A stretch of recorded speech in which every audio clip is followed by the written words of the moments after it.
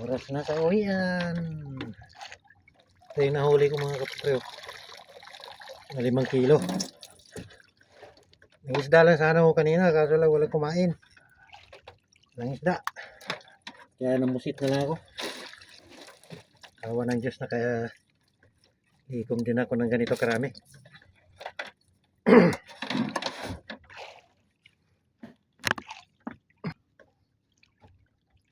Kahuli rin ako mga malalaki oh.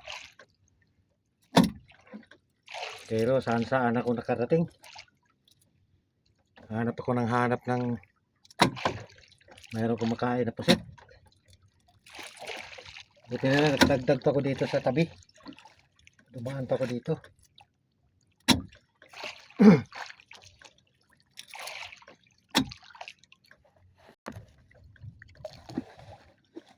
Mga 6 na kilo pala ito mga kapobre. Mga 6 na kilo. Pawin ako hapon na. Last 3 na ng hapon. Hanggang dito na lang mga kapobre. Pauwi na ako.